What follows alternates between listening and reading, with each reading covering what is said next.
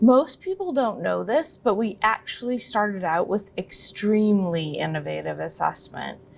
We really wanted to push the boundaries and go beyond computer-based assessment, beyond innovative assessment. The thinking was really, why stop at innovative assessment when we could build extremely innovative assessments, or EIAs, as you'll probably see them in the literature. Yeah, we learned a lot from this process, but not as much as kids did. We built some really solid tasks that I think really got at the heart of some 21st century skill domains. They had mixed results, but overall, I think the kids really liked them. Yeah, the tasks were really interesting. Not like the tests I usually take at school at all in any way. At first I wasn't sure what juggling fire with a partner had to do with collaborative problem solving, but then they said something about how measuring CPS with a human and agent was more effective. When I found out that agent meant computer or robot, I was a little worried. And what that had to do with collaborative problem solving skills, I'm still not sure, but man, could that robot juggle fire. The kids were highly engaged in the collaborative problem solving tasks, especially the fire juggling tasks. It probably had the most engagement of all the tasks. Juggling fire was a lot easier than I thought it would be, and more fun. Maybe because I had a really good agent to work with. Also, I really didn't want to mess up.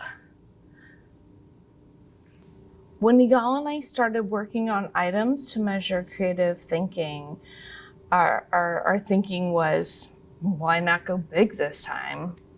We had been working with lots of constraints while we were working on the PISA creative thinking assessment, and this was our chance to really expand beyond that.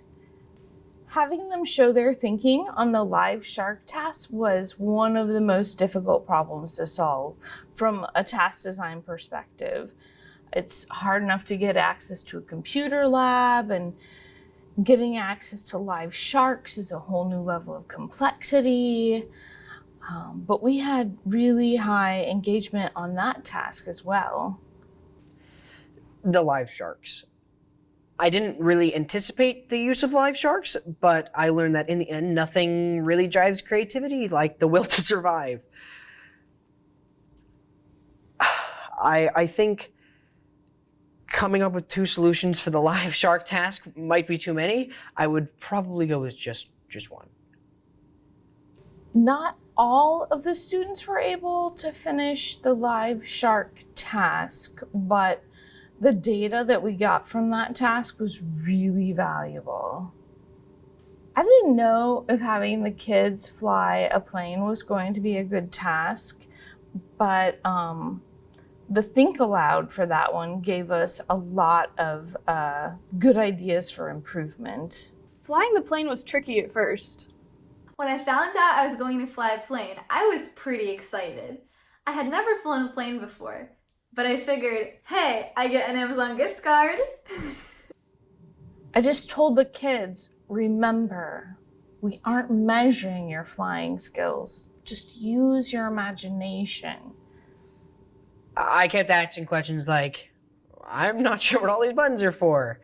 I had a lot of questions on that task. The flying task was a really valuable task. We learned a lot in terms of how instructions should be built. Overall, I think the kids really like our new extremely innovative items, especially the creative thinking items, at least the ones that finish the COG labs. We're definitely making progress.